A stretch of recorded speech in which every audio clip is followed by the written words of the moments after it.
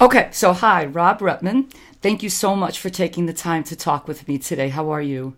I'm doing great. It's my absolute pleasure. I don't see you that often in at the conferences and stuff, but what I'd like to have you do is start with how you got into fitness and why you got into fitness. And then I'll interject and ask questions as we go along. Because I remember meeting you when you worked for NASM, the National Academy of Sports Medicine, Yes. right? Okay, so why don't you start and I'll jump in. Yeah, well, I'll tell you what, Annette, I'm from the Northeast originally, and growing up, being born in the early 70s, I was about 13 years old, and I always say I saw the movie that changed my life forever. And it's a pretty darn hokey movie at this point in time, but it was Commando with Arnold Schwarzenegger. Oh my And gosh. I wanted to be a bodybuilder. So I started lifting weights at 13 years old with my parents' Sears Joe Weider bench press set down in my basement, Wow. and I knew I would be Okay, addicted. Rob, I'm sorry. I'm getting this echo again. Would it, Annette? Do you want me to try my Do you want me to put my earphones in? You think that might be better? I have no idea. So Do you want me like to? I'll test it and just see if these that just these last two sentences. I have an echo after I say something and now it's gone. really. Let me see if. Damn it. Where's my God, this is so frustrating. This hasn't happened before. hold See, now it's totally fine. on test testing? Can you hear me? I can, but keep talking because I don't know if it was in and out. Yeah, testing. One, two, three. Want to be a bodybuilder like Arnold Okay, and I'm just going to try Schwarzenegger? to interrupt you and see if it echoes. Sure. Keep talking, and I'm just going Yeah. to. Okay, I see Met- it. Okay, yeah, Lenny this sounds good Tarantino. now. Does it sound better instead of maybe just me speaking freely like that? Can we try it like this? Of course. Okay, Do you want to just awesome. pick it up from the beginning or? Yeah, how about a long pause and then we'll just start again? Okay, well, hi, Rob Rettman. It is such a pleasure to see and speak with you today. How are you? I'm doing great, Annette. Thank you so much. I was honored when you even sent me a message to see if I would do this with you. Oh, that's terrific. I really feel like it's a good story, and there's so many different stories. What I've been doing with people is just asking you to start explaining to us how you got into fitness and why, and then I'll interject with questions and talking. Sure, sure. Yeah, Annette, for me, I was born in the early 70s. So I saw a movie in the mid 80s when I was probably 12 or 13 years old that I always say pretty much changed my life forever. It's a very hokey movie if you were to see it today, but it was Commando with Arnold Schwarzenegger. And, Wow. being a 12 or 13-year-old, I wanted to be like Arnold. And that was the day of Rambo and Arnold and Jean-Claude Van Damme. And I always try to tell like the kids today, that's pretty synonymous with The Rock being that action hero. So That I is got so into weight cool. training. Yeah, thank you. I got into weight training that way. And even to be more funny, I think I remember getting for Christmas my Sears Joe Weider bench press set and doing Wow. all my weight training down in my parents' basement. And, in that day and age, of course, there was no internet. So we pretty much got our information from the monthly magazines. Right? And I knew it addicted to especially weight training. And it's kind of a joke of mine, but it's not really a joke. I've never been quite addicted to cardio, but I swear I'm still working on it. Okay. Okay, well So, said. yeah. So that part was the aspect of working out. And then, Annette, this is kind of a personal thing, but just since you asked, I remember playing Little League Baseball as well as whatever the version of Little League Basketball would be in elementary school. And it was usually coached by somebody who was somebody's father who would then, the teams I played on, would really play their child and their child's friends. And I wasn't part of that. So I really missed out a lot of times on the learning of the skills of the different sports. Oh, that's well So said. that Okay. that really ingrained in me that I wanted to not have that happen with kids. And then when you combine that with fitness, growing up, I wanted to be a physical education teacher. So Okay. that kind of launched my career into at least doing for my bachelor's degree, exercise science and teacher certification. And now where did you do that at? I did that up in a small school up in the Northeast, up in New Hampshire called Plymouth State. Okay. And I had gravitated to wrestling in high school. So I wrestled in high school and I wrestled in college and had a great time. That's awesome. And then you did your graduate work. Yeah, I actually, there's a big space of time, but it's probably, where are we right now? It was probably about 14 years ago, 15 years ago, I got a chance to go back and do my master's with the University of California, Pennsylvania, because of the great relationship that they have with NASM, who I was working with full time at that point. Okay. And Annette, I know you've always been a teacher and a student. My gosh, isn't it different going back to school at, at 30 years old with now understanding what I don't know Right. and more of a desire to learn than that 18, 19-year-old that, what am I going to do with my life? It was such a great experience to go back That's and awesome. really absorb what it was. So now I want to back you up though, because in that space of time between the undergraduate and graduate, where did you live and work? Yeah, you bet. After I graduated, I moved back to Connecticut to figure out what am I going to do with all this great information, right?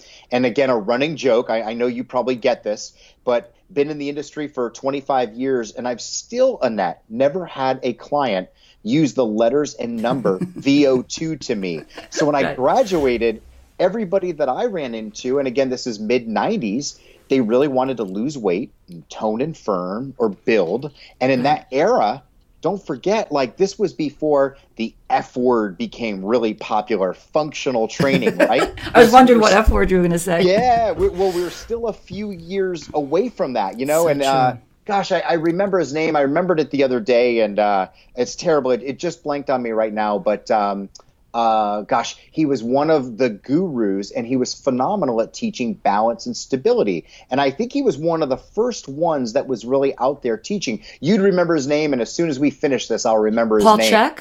It wasn't Czech, but Okay. although obviously Czech being a pioneer in stability, Right. gosh, he used to travel with balance boards. I know you know who it is, and I will remember the name. But Okay. Annette, when I was in the health club, though, there was two personal trainers, and it was hilarious too because back in those days, all they needed to do to have their clientele was their clients needed to just pay a membership fee. Right. I remember the gym owners didn't care about anything. So those two trainers, it was cash in pocket, right? Right. Now, wait, But, which year? What year are we talking about? was probably 95 going into 96. Okay. I was in a Gold's Gym in Simsbury, Connecticut, and it was a former racquetball club. Okay. So Because I have to interrupt here because Please. I was living in Gainesville, Florida from 78 to 92. And I went back to school to get my graduate degree, but I was working at Gainesville Health and Fitness Center doing sales and helping people through the Nautilus workouts. Arthur Jones invented the Nautilus machines.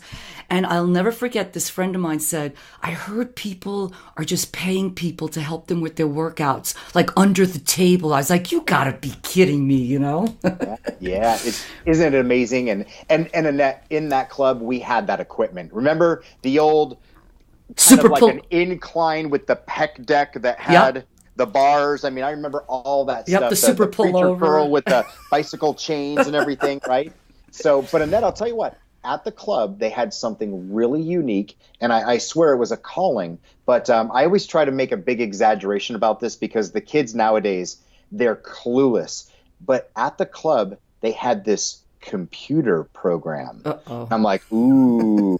And again, this is before AOL dial-up, right? Right. And this program, it was called Apex, and it was a 12-week program that incorporated nutrition, exercise, supplementation, and then it was really working with the technician, or we used to abbreviate and call it the tech, on a weekly basis to check up on all those things. And it was created by Neil Spruce, and I had to go to a 5-day course to learn how to do this course, so how to do this program. And I'll tell you what, in day one, we went through more nutrition than I did in my entire bachelor's program. Right. And it was amazing, but it was all based on how do you actually look and help a client lose weight or even gain lean body mass or even do both at the same time. Because remember, in those days, my parents would say, if you see those people that are all muscular, once they stop working out, it just turns to fat. Right. Remember that myth? And people still say that, right? Yeah. And that, something funny? I did that course It was in New Jersey. And you know who was in that course? Ironically, who I would get to know and basically become a brother of mine many years later, but one Bobby Capuccio. Capuccio. Okay. Yep. Awesome. Yep. So it was my first introduction to Bobby Capuccio. So amazing how small the world is, right? Right. Hey, was the balance guy John Blevernick? Thank you so much. He was so awesome. Yeah. But remember, he was one of the only ones out there really touting that type of training, you know? So it was funny again with the Paul Checks or Believernick or Tom Purvis and Carlos so many Santana. People, Carlos Santana, right? He did so much for stability balls and really, I would say, being such a showman about it as well, a great presenter yourself. Right. Again, you're right up there, you know, so you guys were all a part of that original group out there pounding the drum that there's different ways to train than just your typical bodybuilding hypertrophy type training. So which health club were you working at where you got trained in this Apex program? Yep, I did that at Gold's Gym in Simsbury, Connecticut. Yep. But I didn't stay very long because I must have had something that you were feeling, but there's something about growing up in Connecticut and going to school in New Hampshire that I never wanted to be cold again. So I actually left probably within a year of moving back home. It was definitely within a year, and I moved down to Orlando, Florida. And I wound up working in a World's Gym down there, and I was able to be the Apex technician at that time. Okay. Yep. And now how long did you stay there? Not very long, Annette. I had a great taste of what working with, let's say, not the best management would be, but I always say super appreciative, because if I didn't know how to compare how great other opportunities and experiences are, I wouldn't have anything to compare it to. And I go, man, it was incredible, you know? So true. But what it allowed me to do, though, is I really got to spend a lot of time with some of the great corporate people within Apex, especially people like some mentors of mine by the name of Kent Lenthoff and Scott Poland. And again, done so much for me my entire life. Both of them are big brothers to me. And that allowed me to move a little bit west over to Lakeland, Florida. And I spent a year with a fantastic gym owner, really got to learn a bit more of the business. And then Apex actually hired me full time. So I was kind of out of the club on a day-by-day basis, and then working with all of the Apex clubs a lot more in the Southeast. And Annette, not to jump too far, but right around that time, I spent probably about another 6 months over in Palm Harbor, right in Clearwater, Florida. And then Apex called me and said, you know what? We need somebody to take care of Orange County and LA County out in California. Would you like to do that? And how long did it take you to say? Annette, I didn't have much in my possession anyway, but I'm like, I could have left it all and moved immediately, because you're talking about the kid who loved and aspired to want to be like Arnold to now move to Southern California. That's awesome. It was my dream. So before you knew it, I was living in Huntington Beach, and I was taking care of I actually had 50 24-hour fitnesses that we used to service as working for Apex. 50? 50, wow. Just in that area. And coming from Connecticut, even today when I visit my parents, there's about 2 different clubs that they have options of in their little town, right? Right. Compared to now going out there where there's a different club, you know, every corner of the street, you know, and a lot of them have the same name, you know? Right. It was a great cultural change. Okay, so then what year was that when you moved to California? That must have been about 97, 98, right around time, probably closer to 98. Okay. And then it just so happened that Neil Spruce, again, the founder of Apex Fitness, and, you know, he actually even created the very first nutritional program for health club members called Nutritionalysis for Gold's Gym. No kidding. With his partnership with 24-Hour Fitness, he wanted to have the same level of, I'm going to say the same level of integrity when it came to the resistance training side. So he actually had purchased NASM. And that led me to always, with my love of weight training, being able to just move over companies in a good way to start working for NASM. So I did that in 99. National Academy of Sports Medicine. Yep. It was a unique time, Annette. I know you're going to know the names, but right when I moved over was right when Rodney Korn took over as really the head of NASM. And Okay. NASM at that time was Rodney, myself, Bobby Capuccio, Puccio. and a guy by the name of Richard Stewart. Okay. And you developed the certification programs and the education programs for NASM. Yeah, we had the programs already going, but something was really neat, and I give Rodney so much credit for this. But Rodney, who I think is, one of the most brilliant people in our industry, he actually saw Mike Clark speaking at an NSCA conference and Michael said, Clark, I believe he's got his doctorate in physical therapy, right? Yeah, really cool guy. and when we met him at that time, he was actually one of the physical therapists for the U.S. Olympic team, as Okay. his wife was actually a competitor, an Olympic pole vaulter at That's that time. right. That's Yep, right. yep. So Rodney saw Mike speak, and and again, Mike, I think there is very unparalleled. It's Mike and Gary Gray and people like that you go, how do Wow. they understand the body like they do? Right. So with Rodney going back to Neil saying, this is the guy we need to take NASM to the next level. And again, I believe it was late '99, somewhere right around that time frame, that we brought Mike on board. And Mike had developed his own training philosophy and his own programming scheme that he calls OPT, just Right. standing for the Optimum Performance Training Model. Right. And it was really fun because Mike brought a couple guys with him, Alan Russell and Tyler Oh, Walton. yeah. And then we had our team, and then we even brought back Lenny Parasino, who was always a large part of NASM. Right. But Lenny had actually broken off before that to help create all the education around what today is known as free motion. But don't forget, their original name was called Ground Ground Zero. zero. Right. Exercise equipment, machines or cables. Exactly. Yeah.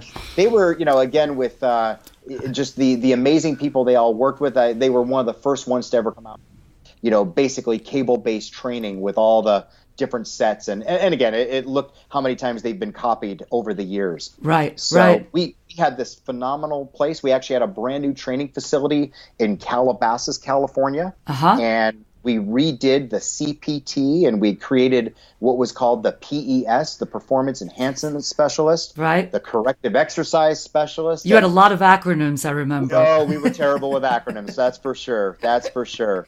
But it was amazing. It was an amazing time. Did you travel a lot then with those folks? Yeah, really. Bobby and I were the primary traveling educators. So we would teach the live hands-on course for NASM. Okay. And we did that for a couple years. Honestly, I think we traveled almost every single weekend. We would traditionally teach the class on a Friday and Saturday, which was great. I mean, there's nothing better, I think, than belly to belly. Yeah. And being in front of new students. And to this day, I would probably tell you my favorite thing to do is always doing more of onboarding training, because I love when they're fresh. Yep. And I love when they want to change the world. And I'm doing this because I love to help people. And Right. it's to this day, it's my favorite groups of people to work with. I agree with that too, and I feel like there's not an air of like, what are you going to show me, and the whole ego thing, and so exciting. And was this mostly travel in the United States, or did you guys go abroad? Yeah, personally, I always stayed in the United States. That we were never really going international that I know of at NASM at that point in At that time. point, right. So yeah, I was in, I sometimes I see those games on Facebook of name how many states you've been in, and I'm like, been around. But unfortunately, probably like you, Annette, I've been to a lot of hotels and airports in those places. You know what I mean? Yeah. Sometimes people think we sightsee all the time, and a lot of times that doesn't allow. But it was a fantastic time, though. Absolutely fantastic time. It was a great experience to travel a lot, and it was funny when my favorite story is I showed my parents a calendar in October of I think it was 2002 into 2003, and I had one plane trip booked per week for 6 months. And they were like, wow. And that's like, it's only October and you already have that booked for the following year. And that was with my own workshops and Reebok University.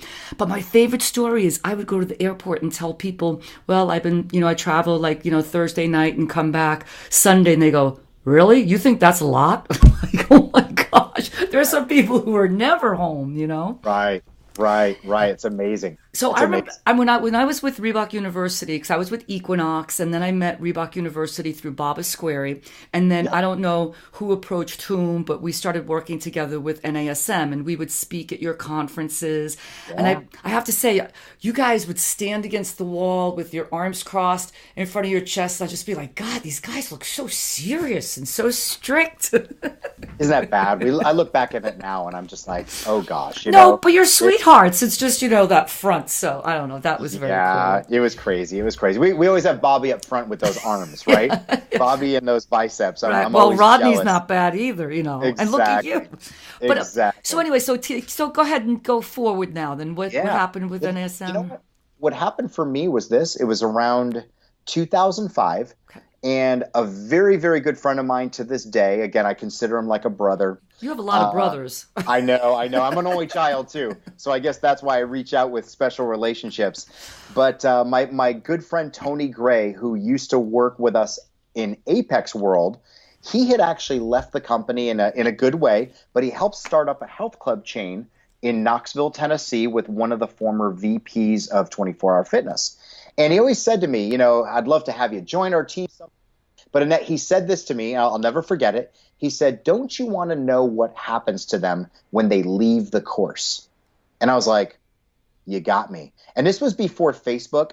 And I would say I was never really into MySpace. Right. So I would see you for 2 days. We would go through exercise technique, program design, the whole 9 yards, right? I wouldn't see you again unless it was 2 years later to re-up for your CEUs, which happened from time to time. Right. I mean, I get to see people like that. Right. But I was like, is all this information we're just, excuse me, but throwing up on you, is it doing you any good on Monday when you're going to work with a client for the first time? Right. And I really started to believe, like, did I wind up being a victim of that person who's just in the ivory towers that wants to provide you this utopian experience of what training a client is going to be like, right?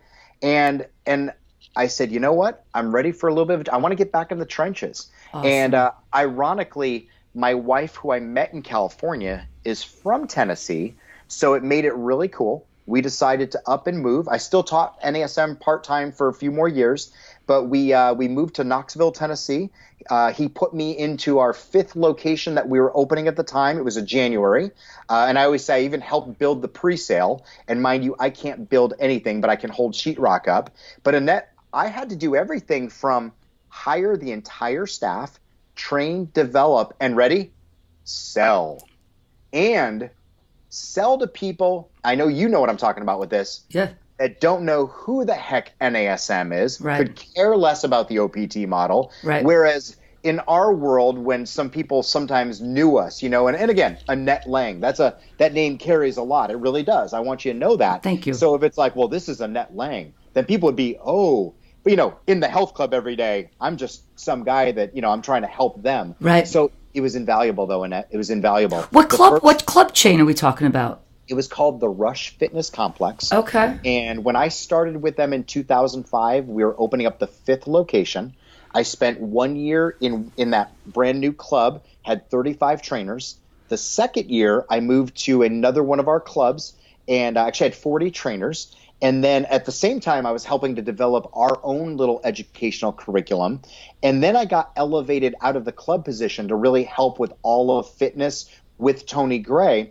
And we helped to get that club chain from 5 locations when I started to 23 in 10 years. Wow. And we were in 4 different states. And, I was teaching 2 certifications for just the Rush per month, we do CEC workshops. It was a great time of our lives. And That's terrific. Yeah, unfortunately, the club chain actually wound up having to sell. And Gold's Gym International came in and they picked it up, and they operated. And some great people, that I still get to see on Facebook. And that actually led me to being able to join my family from what was Apex. They had then rebranded and now called Dot Fit, which is what I get to do today. And that's what I want to hear about now. What is Dot Fit? Yeah, well, Dot Fit is the evolution of what Nutritionalysis and Apex is with the creation by Neil Spruce. And it's a program designed again to give any fitness professional all the tools necessary to help them with, again, whether it's weight loss, lean body mass gain, just better performance, a term that Neil created he calls play span. We want to enhance your play span. What does that mean? Yeah, great question. So, Annette, we all know what lifespan is, right? And Neil says, he goes, you know what? He goes, you know when you're most mortal? He goes, it's the day you realize you can't do what you want to do. He goes, I don't want to just help people live longer. I want to help them play longer. That's brilliant. So he's amazing. I've known Neil for 23, 24 years. I'll follow him anywhere.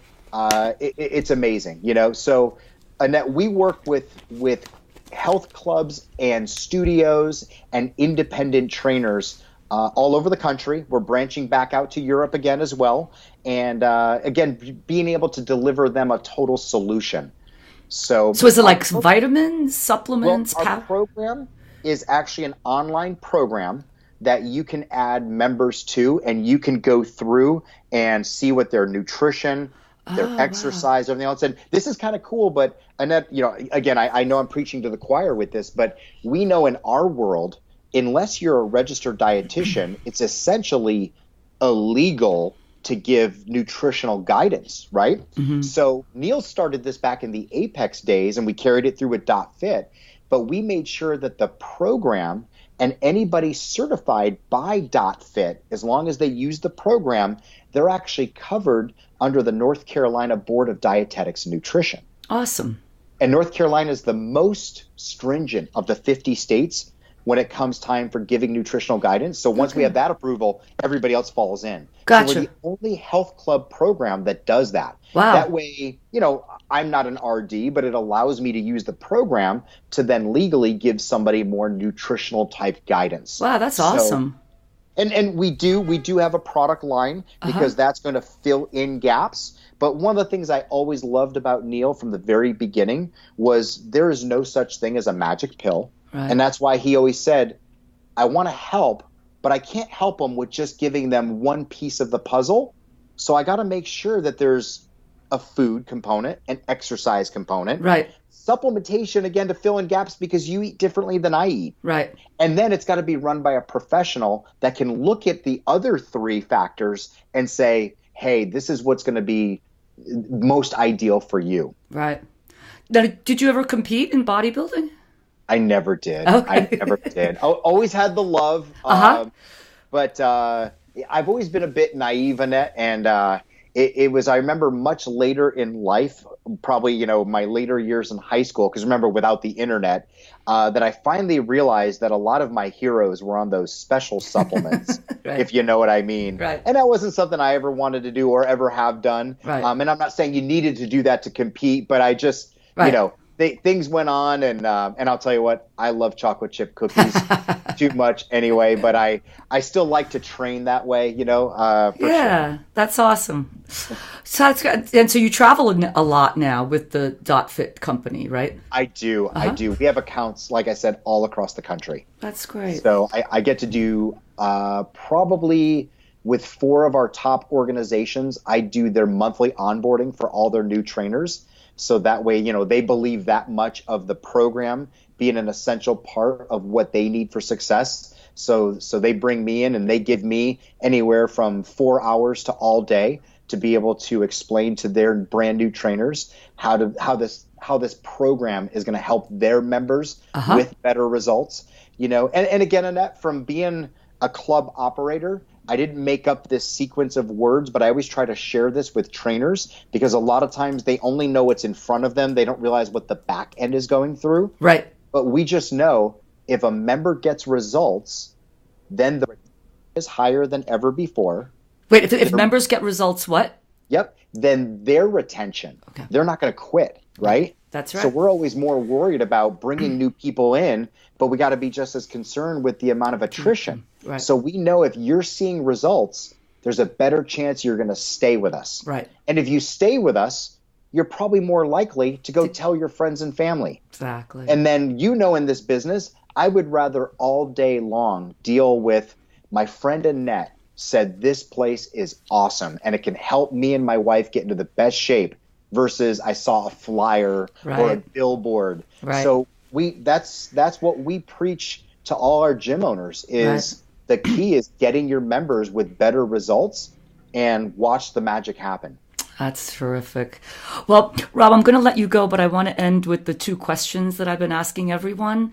The first one is, what would you tell a new fitness professional, like one perfect piece of advice on getting into this profession? And then the average person on the street who hears, fitness professional, personal trainer, what do they need to know about us? Gotcha. Great questions. I would say for the first one, for anybody that's brand new or even thinking about getting into the industry, to me, it's all based on personality. And I'm kind of a hypocrite with that, Annette, because I love the education. And again, you've been a major source of education for a long time for our industry. But I really do believe this, just from working with so many brand new people. We can hire the hardware, right? Yeah. But I'm looking to download the software. I love the way you say that. Yes, it makes a lot of sense. I've worked with so many owners before that are so concerned with what a new person as a prospect for a trainer has as credentials. But I'm like, you can't teach them, though, how to make my mom feel more comfortable when she's been thinking about joining a gym for a year and scared to death to step through the door. I don't care, what you have behind you, but I just want you to make them feel more comfortable. And we can help you create the right program to make sure that it's safe and progressive. So the answer is just work that personality. And I don't mean you have to be the extrovert that's running around the gym with their hair on fire, because there's those people, but then there's the introverts, and they're all needed. So just make sure you're outgoing, make sure you do it for the right reasons. And Neil always said this, but if you chase the money, it's going to keep running from you. If you go out there with the outlook that how many people can I help today and talk to today? I don't know what you believe in, but I definitely believe in karma, and I think it comes around. Absolutely. So kind of a long-winded answer. I'm sorry. Awesome. And number 2, what you were asking, from what I believe, again, what would we tell maybe somebody in the elevator or on the street if they say we're a fitness professional? I just like to tell people I want to do everything possible within my capabilities to help you feel, look, and be able to perform the way you want to. And I believe there's many aspects to that. And one of the biggest ones that I've come to the realization in my own opinion, it's also the value of a person knowing that we are waiting for them. So what I mean is, Annette, I love technology and I love fitness technology. I have a Fitbit on. I've got a Polar and a Garmin right here, right? But I always ask people this. I say, if my Fitbit goes off because I didn't do 250 steps in an hour, I ask trainers, I go, what do you think I do? And they're so nice. They go, oh, you get up and move. I go, are you kidding me? I go, I got to keep doing what I'm doing. But if I know Annette is waiting for me, and I like when Annette tells me that I do a good job, because I don't hear that very often anywhere else, making that up for the sake of our story. Sure. I think it's so powerful. I think you're right. It's not just up here of I can stretch, I can strengthen, I can do this, I can do that. That's a part of it for sure. But I think it's that human component that will always be a part of our industry, that will never go away. So, sorry, I'm never short for words. I hope that's okay. I see that. No, listen, I think that's great. How do people get in touch with you if they want to get in touch with you? Oh, also, I'm on Facebook. Okay. Robert, my last name is Rettmann. It's actually R-E. I have 2 T's.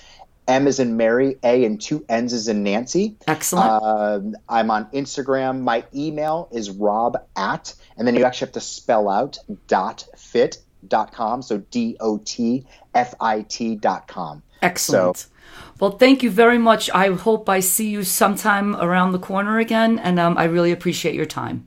My absolute pleasure. Thank you so much. All right. Take care. Bye.